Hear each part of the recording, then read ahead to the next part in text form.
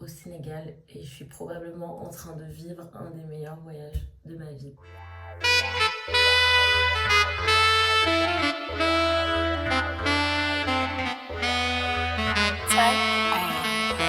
Naka.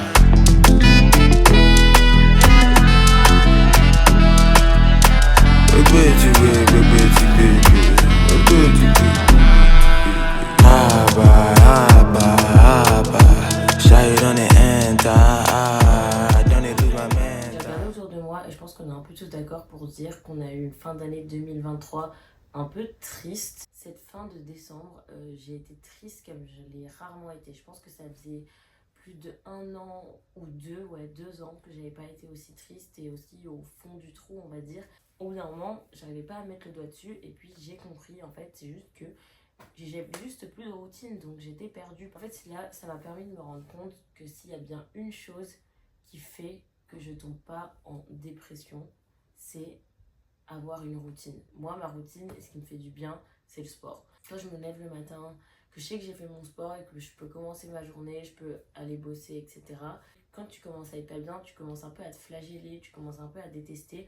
Et moi, le fait d'aller au sport et de faire quelque chose tous les matins régulièrement, ça a fait que toutes ces zones négatives, je les avais plus en fait. Parce que je me dis, au moins, si tu passes une journée nulle, au moins tu pourrais être fier de toi pour un truc, tu t'es levé, t'es allé à la salle de sport, même si c'est 10 minutes, même si c'est 20 minutes, le fait d'avoir marché, d'être allé à la salle de sport, d'avoir fait une petite séance, je pense que c'est ça qui contrebalançait avec le négatif de mes journées. Donc quand j'ai commencé à faire sauter ma routine, qui du coup moi était le sport, la balance elle a complètement chuté. Vous savez ce qu'on dit, on met 30 jours à incorporer une nouvelle habitude, mais on met 3 jours à perdre une habitude. Du coup, je vais pas vous dire, vous, d'aller à la salle tous les matins. Ça peut être tous les matins, t'écris dans un journal. Moi, je sais que c'est plus, j'ai besoin que ce soit quelque chose d'assez physique, où vraiment je lève, je sors de chez moi. Même, tu peux changer ton alarme, au lieu de la mettre à 7h, tu peux la mettre à 6h. Avec plein de petits trucs. Et je vous jure, c'est des mini-trucs, mais si tu le fais sur une longue durée, c'est des trucs qui vont te rendre fier de toi. En fait, c'est un cercle vicieux. Quand tu commences à être déprimé, tu commences à détester. Quand tu commences à détester, t'as un peu envie de te punir. Quand tu as envie de te punir, tu te laisses un peu traiter comme de la merde par les gens que tu vois. Cercle vicieux, cercle vicieux, cercle vicieux. Et c'est là qu'avoir une routine, ça change la donne. C'est que tout ça, ça peut pas arriver si toi, tu fais déjà des trucs pour toi. Genre, je sais pas si tu vois ce que je veux dire. C'est un peu compliqué. Ce cercle vicieux, pour l'empêcher d'arriver, il faut avoir quelque chose en plein milieu qui le brise. Et du coup, pour moi, personnellement, c'est avoir une routine. Parce que même si c'est le bordel et tout, toi, t'as un truc, chaque jour, tu stick to it. Ça te fait garder la tête droite. Je sais pas, c'est compliqué d'expliquer, mais c'est vrai. Vous avez tous vu les listes des in and out pour 2024. Donc, qu'est-ce qu'on laisse en 2023, qu'est-ce qu'on garde en 2024. Je veux réinstaurer que le fait d'être cool, c'est le fait d'être foncièrement gentil. Moi, j'aime les gens gentils. Genre, les gens gentils, les gens qui sourient, ça change ma journée. Et ça, c'est un truc que je remarque beaucoup quand je voyage. Genre, ici, tu croises le regard de quelqu'un, tu lui souris. Quand tu vois quelqu'un, tu lui souris, tu lui dis bonjour. À Paris, même si tu vas chez un commerçant, le commerçant ne te dit même pas bonjour. Enfin, c'est pour dire, et même moi, quand je marche à Paris, t'as pas non plus envie de me dire bonjour. Genre, j'ai un peu la gueule, quoi. Genre, le fait d'être cool, maintenant, c'est plus genre, le moins t'en as à foutre des autres, le moins tu prêtes attention aux autres, le plus tu es cool. Non. Je trouve pas ça cool de s'en foutre, non, je trouve ça...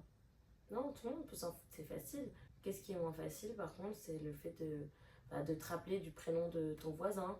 Quand tu arrives à un endroit, tu fais la bise à tout le monde et pas seulement à la personne que tu connais. Ah, c'est cool. Avoir quelque chose à foutre, c'est cool. Ouais, ça, c'est le truc que je veux garder en 2024. Le fait d'être gentil. Voilà, je trouve ça cool. Qu'est-ce que j'ai envie de faire en 2024 ? J'ai envie d'écrire. Tu peux journaler, tu peux écrire dans ton petit journal, j'ai envie d'écrire des lettres. Et pas seulement des lettres, j'ai envie d'écrire des poèmes. J'adore la poésie, je trouve ça trop beau. J'ai envie d'écrire. Et on laisse en 2023 le fait d'écrire LOL après un message où on a dit ce qu'on pensait vraiment. Parce que j'ai remarqué souvent, surtout en texto, quand tu veux écrire quelque chose à quelqu'un, mais en même temps tu veux un peu faire passer la pilule, tu rajoutes lol, genre un peu pour diluer ta pensée, ou genre tu fais un petit emoji. Ça, on arrête de le faire maintenant. Quand on dit quelque chose, on pense, voilà. C'est pas grave à entendre, je pense, on passe à autre chose. Et c'est fait. 2024, je veux pouvoir sortir en t-shirt de chez moi. Voilà. Bon, arrêtez parce que je m'ambiance un peu, parce que ici il fait 31 degrés. Mais j'ai envie de pouvoir sortir en t-shirt. Genre sortir en t-shirt, ça change la vie. Après, à Paris, c'est impossible. Donc, faut mettre quand même un mini-short. Mais sortir en t-shirt l'été, genre même si t'habites dans une grande ville, même si t'habites à Paris, j'ai envie de pouvoir sortir en t-shirt, en tongs et en t-shirt.